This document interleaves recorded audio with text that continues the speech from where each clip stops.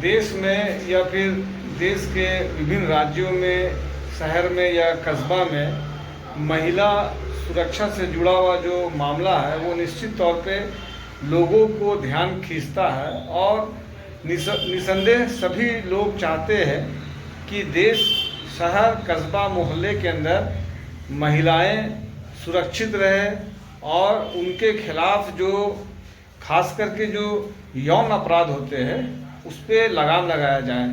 और निश्चित तौर पे ये सभी लोग इस पे एकमत है, ऐसा होना चाहिए। इसके बावजूद भी देश के विभिन्न हिस्सों में महिलाओं के खिलाफ खास करके यौन हिंसा और यौन अपराध आए दिन बढ़ते जा रहे हैं। कोई राज्य, कोई क्षेत्र इससे अछूता नहीं है।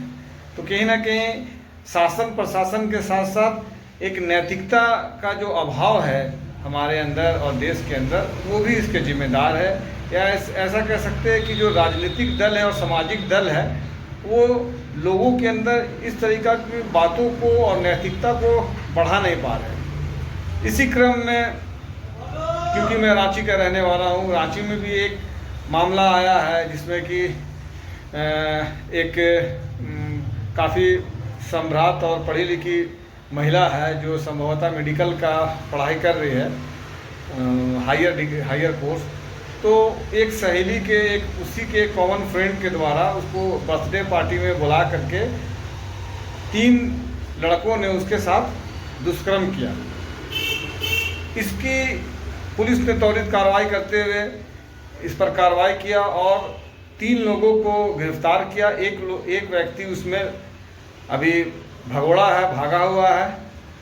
निश्चित तौर पे पुलिस उसके तक भी पहुंचेगी और पूरा मामला का छानबीन जो है सरकार बहुत सटीकता से कर रही है।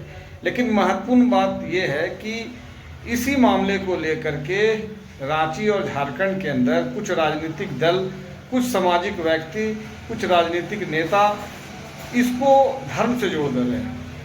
ये संयोग है कि जो व्यक्ति हैं जिन्होंने ये अपराध किया है, जिन पे ये आरोप है, वो मुस्लिम समुदाय से आते हैं, तो उसको धर्म का रूप दे करके एक राजनीति किया जाता है और जो मूल मुद्दा है कहीं ना कहीं वो जस का तस रह जाता है।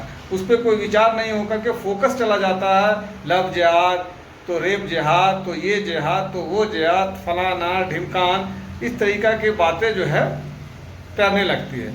तो मेरा वैसे राजनीतिक दलों से, वैसे सामाजिक संगठनों से और वैसे राजनीतिक व्यक्ति से अनुरोध है कि इस तरीक़ा का चीज़ों को धर्म के आधार पर नहीं ले। हो सकता है कि कभी कोई ऐसा अपराध करने वाला व्यक्ति हिंदू हो, तो क्या उसको आप हिंदू धर्म से जोड़िएगा? और इस पर मेरा आपत्ति भी है। सरकार को भी इस पर तुरंत कार्रवाई करना चाहिए और जो लोग माहौल ख़राब करने का प्रयास कर रहे हैं उनके लिए भी एक निश्चित रूप से मापदंड होना चाहिए। और हम लोग मांग करते हैं, अमन समाज पार्टी मांग करती है कि दोषियों पर कड़ी से कड़ी कार्रवाई हो और एक जो त्वरित कोर्ट होता है, फास्ट ट्रैक कोर्ट, उसके माध्यम से दोषियों पर उचित कार्रवाई किया जाए।